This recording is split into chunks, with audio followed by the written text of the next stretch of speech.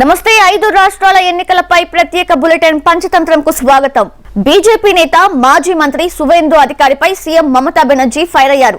అత్యాశ ఏ మాత్రం మంచిది కాదని సువేందు ఎటూ కాకుండా పోతారంటూ విమర్శించారు। బీజేపీ కార్యకర్త మరణంపై అమిత్ షా చేసిన ట్వీట్ కు మమతా కౌంటర్ ఇచ్చారు। ఉత్తరప్రదేశ్ లోని హత్రాస్ లో పరిస్థితి ఏంటో చెప్పాలంటూ ఆమె సవాల్ విసిరారు।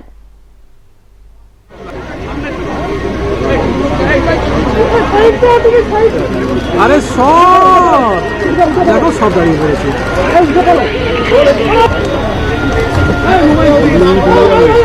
అంతకు ముందు సీఎం మమతా బెనర్జీ తాను పోటీ చేస్తున్న నందిగ్రామ్ లో వీల్ చైర్ లోనే భారీ ర్యాలీ నిర్వహించారు।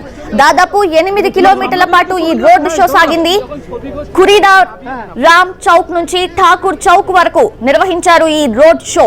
ముందుగా ఓ రూట్ మ్యాప్ ఖరారు చేసుకున్నప్పటికీ యాత్ర సమయంలో మమతే రూట్ మ్యాప్ ను మారుస్తూ ముందుకు సాగారు। যারা মারা গেছে যারা খুন করেছে তাদের কিছু হয়নি। আমি সিবিআই করেছিলাম কোর্ট থেকে তখন কোনো বিচার হয়নি। আর যারা আন্দোলন করেছিল আন্দোলনকারীদের বিরুদ্ধে কেস দিয়েছে আমাদের নামে কেস আছে। সেই কেসটা স্টে ছিল, কদিন আগে হাইকোর্টে গিয়ে স্টেটাকে ভেকেট করেছে। তারপর আমরা সুপ্রিম কোর্টে গিয়ে সুফিয়ানের কেসটাকে স্টে করিয়েছি। বাকি যারা আছেন আন্দোলনকারী তাদের কেসটাও আমরা করছি, লিগালি করছি সুপ্রিম কোর্টের ইনস্ট্রাকশন অনুযায়ী। তো সবাই যদি ভূমি আন্দোলনে আন্দোলন করে অন্যায় করে সবার বিরুদ্ধে সিপিএম কেস দিয়েছিল, এই গদ্দার বাবুর বিরুদ্ধে কোনো কেস দেয়নি। কেন দেয়নি? কেন দেয়নি? তার কারণ ছিলই না, ও করেনি, ও সিপিএম কে ডেকে নিয়ে এসেছিল। మొదటి విడత ఎన్నికల్లో గెలుపుపై నేతలు అప్పుడే లెక్కలేసుకుంటున్నారా? గెలుపుపై ఎవరికి వారే ధీమాలో ఉన్నారా? అమిత్ షా చెబుతున్న లెక్కలేంటి? మమతా ఇచ్చిన కౌంటర్ ఏంటి? బెంగాల్లో టీఎంసీ బీజేపీ డైలాగ్ వార్, గెలుపుపై లెక్కలేస్తున్న అమిత్ షా, ఈవీఎంలోకి దూరారా అన్న దీదీ। పశ్చిమ బెంగాల్లో బీజేపీ టీఎంసీ నేతల మధ్య డైలాగ్ వార్ తారాస్థాయికి చేరింది। రెండో దశ ఎన్నికలకు ముందు నేతలు ప్రచారంలో హీట్ పెంచుతున్నారు। సీఎం మమతా బెనర్జీ 3 రోజుల పాటు నందిగ్రామ్లో ఉండి ప్రచారం చేయనున్నారు। మొదటి విడత ఎన్నికల్లో 30 స్థానాలకు 26 సీట్లలో బీజేపీ గెలుస్తుందని కేంద్ర హోంమంత్రి అమిత్ షా ధీమా వ్యక్తం చేశారు। అసోంలో 47 స్థానాలకు 37 చోట్ల విజయం సాధిస్తామని చెప్పుకొచ్చారు। 2 రాష్ట్రాల ఎన్నికలకు సంబంధించి క్షేత్రస్థాయి నుంచి సమాచారం అందిందని తెలిపారు। 294 స్థానాలు ఉన్న పశ్చిమ బెంగాల్లో 200కు పైగా స్థానాల్లో కమలం గెలుపు ఖాయమని విశ్వాసం వ్యక్తం చేశారు। ప్రజలు మార్పు కోరుకుంటున్నారని అన్నారు। भारतीय जनता पार्टी विजयी हो रही है और प्रचंड बहुमत के साथ सीटें जीत रही हैं। हमारी सीटें भी बड़ी मात्रा में बढ़ रही है और सीटों पर जीत का अंतर भी, मार्जिन भी बहुत बड़ी मात्रा में बढ़ रहा है। जहां तक आसाम का सवाल है, 47 में से 37 सीटों से ज्यादा, 37 सीटों से ज्यादा भारतीय जनता पार्टी विजय प्राप्त करेगी। इसके साफ संकेत भारतीय जनता पार्टी की चुनावी मशीनरी से हमें मिले हैं और मैं मानता हूं कि दोनों राज्यों ने एक सकारात्मक मतदान किया। అమిత్ షా వ్యాఖ్యలపై బెంగాల్ సీఎం టీఎంసీ అధినేత్రి మమతా బెనర్జీ ఫైర్ అయ్యారు। అమిత్ షా ఏమైనా ఈవీఎంలోకి దూరారా అంటూ ప్రశ్నించారు। 30 స్థానాలు బీజేపీనే గెలుస్తుందని ఎందుకు చెప్పడం లేదని మండిపడ్డారు। ఎవరెన్ని స్థానాలు గెలుస్తారనేది లెక్కింపు తర్వాత తెలుస్తుందన్న ఆమె మే 2వ తేదీ వరకు బీజేపీ ఆగాలని సూచించారు। బయటి వారెవరూ బెంగాల్ను పాలించారని, బెంగాల్లో టీఎంసీదే గెలుపని మమతా బెనర్జీ అన్నారు। ఫలితాలు వచ్చాక ఎవరెంటో తెలుస్తుందంటూ కౌంటర్ ఇచ్చారు। మరోవైపు మమతా బెనర్జీ నందిగ్రామ్లోనే మకాం వేశారు। 3 రోజుల పాటు నియోజకవర్గంలోనే ఉండి ప్రచారం చేయనున్నారు। ఈ నియోజకవర్గానికి వచ్చే నెల 1న ఎన్నికలు జరగనున్నాయి। బీజేపీ అభ్యర్థిగా మాజీ మంత్రి సువేందు అధికారి పోటీ చేస్తున్నారు। నందిగ్రామ్ నియోజకవర్గంలో ఇతర రాష్ట్రాలకు చెందిన అల్లరి మూకలు, రౌడీలు ఉన్నారంటూ టీఎంసీ ఎంపీలు ఎన్నికల సంఘానికి ఫిర్యాదు చేశారు। బీజేపీ నేతలు నియోజకవర్గంలో గూండాలను తీసుకొచ్చి హోటళ్లు, గెస్ట్ హౌస్లు, స్కూల్స్ లో పెట్టారంటూ అన్నారు। స్థానికేతరులందరినీ అక్కడి నుంచి ఖాళీ చేయించాలని, ఎన్నికలు పారదర్శకంగా నిర్వహించాలంటూ ఈసీని కోరారు।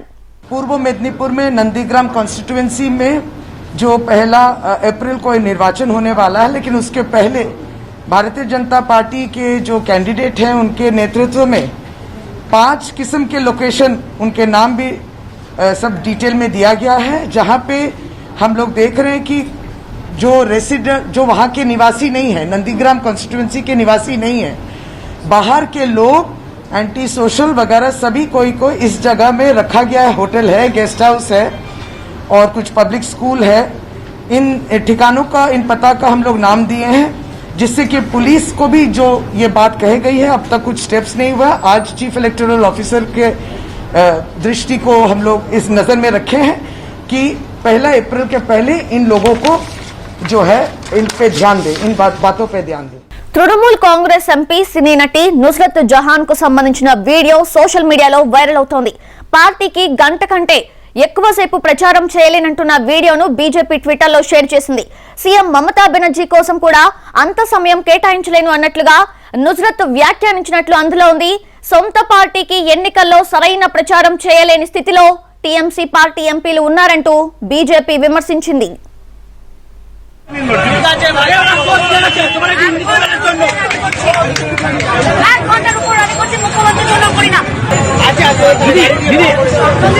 মেন রোড আগে গিয়ে পুরো ক্লিয়ার, ওখানটা 1 কিলোমিটার আছে। মেন রোডে উঠে গিয়ে পাবেন, সামনে মেন রোড, মানে 1/2 কিলোমিটার আছে মেন রোড।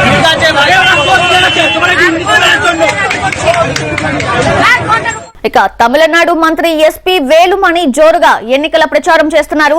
కోయంబత్తూరు నియోజకవర్గంలోని అట్టుకల్ గ్రామంలో గిరిజనులతో కలిసి డాన్స్ వేశారు. వారితో పాదం కలిపి హుషారుగా స్టెప్పులు వేశారు.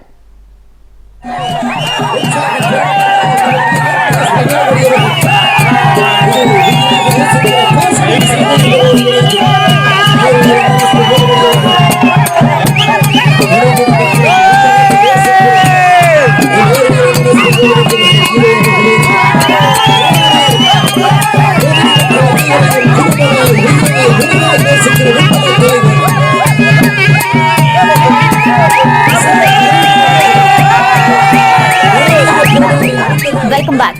కేంద్ర మాజీ మంత్రి డీఎంకే ఎంపీ రాజా చేసిన వ్యాఖ్యలు దుమారం రేపుతున్నాయి. రాజాకు వ్యతిరేకంగా అన్నా డీఎంకే శ్రేణులు ఆందోళన నిర్వహించాయి. మరోవైపు గ్రేటర్ చెన్నై పోలీసులు రాజాపై కేసులు నమోదు చేశారు. పళనిస్వామి మాతృమూర్తిపై రాజా విమర్శలు, రాజా వ్యాఖ్యలపై రాజకీయ దుమారం, క్షమాపణ చెప్పాలంటూ నిరసనలు, కేసు నమోదు చేసిన చెన్నై పోలీసులు.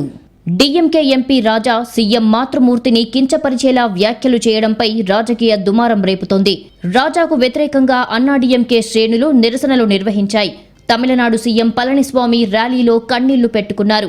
చెన్నైలో ప్రచార ర్యాలీలో ప్రసంగించిన పళనిస్వామి రాజా చేసిన వ్యాఖ్యలపై స్పందిస్తూ కన్నీటి పర్యంతమయ్యారు. ప్రసంగాన్ని కొనసాగించలేక ఆయన కంఠస్వరం కాసేపు మూగబోయింది. తన తల్లి గురించి రాజా చేసిన కామెంట్స్ మానసికంగా బాధించాయన్నారు. డీఎంకేకు మాతృమూర్తులపై మమకారం లేదని, తన తల్లిని కించపరిచేలా విమర్శలు చేయడం భావ్యమేనా అన్నారు సీఎం. డీఎంకే నేతలు ఓ పథకం ప్రకారం తనపై తప్పుడు ఆరోపణలు చేస్తున్నారని అన్నారు. తన తల్లి గ్రామంలో జన్మించిందని, తన కుటుంబ సభ్యుల కోసం రాత్రనక పగలనక కష్టపడిందని గుర్తు చేసుకున్నారు. ఆమె ఇటీవలే కన్ను మూసిందని, ఈ పరిస్థితుల్లో ఆమెను కించపరిచేలా మాట్లాడడం సరైనదేనా అని ప్రశ్నించారు. పళనిస్వామిపై చేసిన వ్యాఖ్యలకు వివరణ ఇచ్చారు డీఎంకే ఎంపీ రాజా. మాతృమూర్తులంటే గౌరవముందని ఆయన చెబుతున్నట్లు తానెక్కడా వివాదాస్పద వ్యాఖ్యలు చేయలేదన్నారు. జయలలిత మృతి చెందడంతో మధ్యలో సీఎం అయ్యారని మాత్రమే విమర్శించారని చెప్పారు. తన వ్యాఖ్యలకు ఎవరైనా నొచ్చుకొని ఉంటే క్షమించాలని కోరారు. ఈ వివాదానికి ఇక్కడితో ముగింపు పలకాలని కోరారు. என்றாலும் அது குறித்த விவாதம் தொடர்ந்ததால் நேற்று கூடலூரில் நடைபெற்ற தேர்தல் பரப்புரையில் எடப்பாடி பழனிசாமி குறித்தோ அவரது அன்னையார் குறித்தோ புகழுக்கு களங்கம் விளைவிக்க நான் எண்ணியதில்லை என்றும், இரு தலைவர்கள் குறித்த அரசியல் ஆளுமை பற்றி தான் பேசினேன் என்றும், நானும் ஒரு தாயின் 8வது பிள்ளை என்கின்ற அந்த உணர்வோடு மீண்டும் விளக்கமளித்தேன். మరోవైపు డీఎంకే ప్రధాన కార్యదర్శి రాజాపై చెన్నై గ్రేటర్ నేర విభాగం పోలీసులు 3 సెక్షన్ల కింద కేసు నమోదు చేశారు. అసెంబ్లీ ఎన్నికల ప్రచారంలో పాల్గొంటున్న సీఎం ఎడప్పాడి పళనిస్వామి జననం గురించి అనుచిత వ్యాఖ్యలు చేశారని అన్నాడీఎంకే న్యాయవాదుల విభాగం ఎన్నికల కమిషన్కు ఫిర్యాదు చేసింది. ఎన్నికల ప్రధానాధికారి సత్యప్రదా సాహు జారీ చేసిన ఉత్తర్వుల మేరకు నగర పోలీసులు రాజాపై రెచ్చగొట్టే విధంగా అసభ్యంగా, శాంతి భద్రతలకు భంగం కలిగించే విధంగా మాట్లాడారని కేసు పెట్టారు. రాజా చేసిన వ్యాఖ్యలపై నిరసనలు వ్యక్తమవుతున్నాయి. సామాన్యులైతే ఇంత అసహ్యకరంగా మాట్లాడతారా అంటూ అన్నాడీఎంకే శ్రేణులు ఆగ్రహం వ్యక్తం చేస్తున్నాయి. రాజా వ్యాఖ్యల్ని ఖండిస్తూ రాష్ట్రంలోని పలు జిల్లాల్లో ఆందోళన నిర్వహించారు. స్థానిక ఎగ్మూర్లోని ఓ హోటల్ సమీపంలో అన్నాడీఎంకే నేతలు రాజాకు వ్యతిరేకంగా పెద్ద ఎత్తున నినాదాలు చేశారు. తమిళనాడులో అసెంబ్లీ ఎన్నికల ప్రచారంలో చిత్ర విచిత్రాలు చోటు చేసుకుంటున్నాయి. చెన్నైలోని తాంబరం నుంచి అన్నాడీఎంకే తరపున పోటీ చేస్తున్న చిన్నయ్య ప్రచారంలో భాగంగా ఓ హోటల్ కు వెళ్లారు. అక్కడ పరోటాలు తయారు చేసి స్థానికులను ఆకట్టుకున్నారు.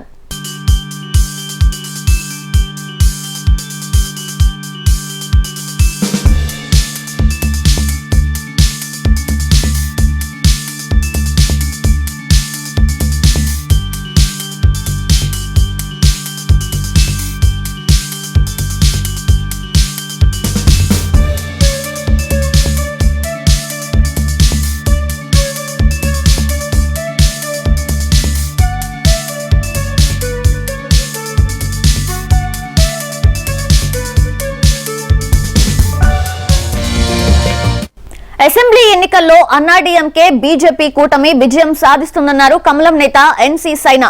చెన్నై హార్బర్ నియోజకవర్గం నుంచి బీజేపీ తరపున పోటీ చేస్తున్న విజయ్ శరవణన్ గెలిపించాలని ఓటర్లకు విజ్ఞప్తి చేశారు. యువకుడు ఉత్సాహవంతుడైన శరవణన్ను గెలిపిస్తే అవినీతిపై పోరాటం చేసి ప్రజలకు సంక్షేమ పథకాలు అందేలా చూస్తాడని వివరించారు. State like Tamil Nadu, where you've had the practice of a AIA-DMK, a DMK, it's high time we give opportunity to young, honest, hard-working candidates. And Harbour South is the cream of Tamil Nadu. I have gone from all the various lanes here, and I do realize that there are huge issues when it comes to corruption, when it comes to rowdyism. And I'm so glad that AIA-DMK BJP has given Selvam-ji a chance to be representing this constituency, not just as a youth and aspirational India, but also when we say Prime Minister Modi stands to fight this corruption, it starts from the ground, and we will fight the corruption to the fullest in the state of Tamil Nadu and in Chennai and Harbour South. కేరళలో బీజేపీని గెలిపిస్తే మత్స్యకారులకు ప్రతి ఏడాది 6,000 రూపాయలు ఇస్తామన్నారు కేంద్ర మంత్రి పీయూష్ గోయల్. పార్టీ అభ్యర్థి తరపున ఆయన కొచ్చిలో రోడ్డు షో నిర్వహించారు. జాలర్లు దేశానికి సేవ చేస్తున్నారని, వారిని చూసి తాను ఎంతో గర్వపడుతున్నానని చెప్పారు. అసెంబ్లీ ఎన్నికల్లో బీజేపీకి అఖండ విజయం అందించాలని ఓటర్లకు విజ్ఞప్తి చేశారు. You have had Congress, you have had left parties rule the state, but nobody has bothered to prepare a seawall to protect your homes, to protect the livelihoods of our fishermen. Prime Minister Narendra Modi has decided that every fisherman family will get 6,000 rupees every year as an honorarium, man-dhan, to respect your contribution to this nation. Our fishermen are our pride. Our fishermen serve the people of India, serve Kerala. మాజీ మంత్రి Nandigram BJP అభ్యర్థి సువేందు అధికారికి చేదు అనుభవం ఎదురైంది. అసద్ తులియాలో ప్రచారానికి వెళ్లిన సువేందును తృణమూల్ కార్యకర్తలు అడ్డుకున్నారు. కాన్వాయ్ ముందుకు వెళ్లకుండా రోడ్డుకు అడ్డంగా నిలబడ్డారు. సువేందుకు వ్యతిరేకంగా నినాదాలు చేశారు. ఇక్కడి నుంచి వెళ్లిపోవాలంటూ నిరసనకు దిగారు.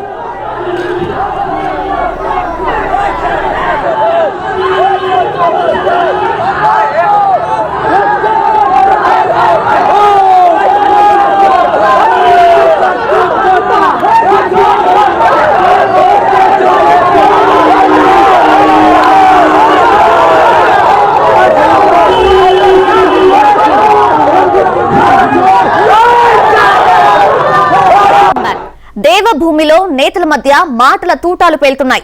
ఎల్డీఎఫ్ దొంగ ఓట్లను సృష్టించిందని యూడీఎఫ్ ఆరోపించింది. యూడీఎఫ్ ఎల్డీఎఫ్లది స్కామ్ల చరిత్రేనని బీజేపీ అంటుంటే ఐటీ దాడులతో అబాసుపాలు చేస్తున్నారని సీఎం విజయన్ వ్యాఖ్యానిస్తున్నారు. కేరళలో రాజుకుంటున్న రాజకీయ వేడి. ప్రభుత్వం దొంగ ఓట్లు సృష్టించిందన్న యూడీఎఫ్ ఐటీ దాడులతో అబాసుపాలు చేస్తున్నారన్న ఎల్డీఎఫ్, ఆ రెండు ఫ్రంట్లది స్కామ్ చరిత్రేనంటున్న బీజేపీ. అసెంబ్లీ ఎన్నికలు సమీపిస్తున్న వేళ కేరళ రాజకీయాల్లో మరింత వేడి రాజుకుంటుంది. అధికార పార్టీ ప్రతిపక్షాల ఆరోపణలు ప్రత్యారోపణలతో ఎన్నికలు ఆసక్తికరంగా మారాయి. అధికార పార్టీ బోగస్ ఓట్లను సృష్టించిందని ప్రతిపక్షాలు ఆరోపిస్తుంటే కేంద్ర దర్యాప్తు సంస్థలను అడ్డం పెట్టుకుని అబాసుపాలు చేసేందుకు బీజేపీ ప్రయత్నిస్తుందని యూడీఎఫ్ విమర్శిస్తుంది. నకిలీ ఓట్లు, ఐటీ, ఈడీ దాడుల మధ్య కేరళ రాజకీయాలు ఉత్కంఠ రేపుతున్నాయి. స్కామ్లు, స్కీమ్లంటూ ఎల్డీఎఫ్, యూడీఎఫ్లపై వాగ్బాణాలు సంధించారు అమిత్ షా. భారీగా నకిలీ ఓట్లను సృష్టించి అధికార ఎల్డీఎఫ్ విజయం సాధించేందుకు ప్రయత్నిస్తుందని యూడీఎఫ్ కూటమి నేతలు ఆరోపిస్తున్నారు. రాష్ట్ర వ్యాప్తంగా అన్ని నియోజకవర్గాలు కలిపి 4 లక్షల నకిలీ ఓట్లు ఉన్నట్లు విమర్శలు గుప్పిస్తున్నారు. దీనిపై నిజానిజాలు తేల్చాలని కాంగ్రెస్, యూడీఎఫ్ కూటమికి చెందిన రమేష్ చెన్నితాల హైకోర్టులో పిటిషన్ దాఖలు చేశారు. నకిలీ ఓట్ల ద్వారా అధికార ఎల్డీఎఫ్ తిరిగి అధికారం చేపట్టేలా అధికారులు సహకరిస్తున్నారని ఆయన ఆరోపించారు. నకిలీ ఓట్లపై విపక్షాలు చేస్తున్న ఆరోపణలను అధికార ఎల్డీఎఫ్ ఖండించింది. అధికార ఎల్డీఎఫ్కు చెందిన ప్రజా ప్రతినిధుల ఇళ్లపై ఐటీ దాడులను సీరియస్గా తీసుకున్న సీఎం విజయన్ కేంద్ర ప్రభుత్వం లక్ష్యంగా విమర్శలు గుప్పించారు. ప్రభుత్వాన్ని ఇబ్బందులకు గురిచేసేందుకు కేంద్ర దర్యాప్తు బృందాలను పావులుగా వాడుకుంటున్నారని ఆరోపించారు. యూడీఎఫ్ నోట కాషాయ స్వరం వినిపిస్తుందంటూ విజయన్ వ్యంగ్యాస్త్రాలు సంధించారు. మరోవైపు అధికార విపక్షాలపై విమర్శల దాడిని పెంచింది బీజేపీ. విజయన్ చేసిన ఆరోపణలను కేంద్ర మంత్రి పీయూష్ గోయల్ తోసిపుచ్చారు.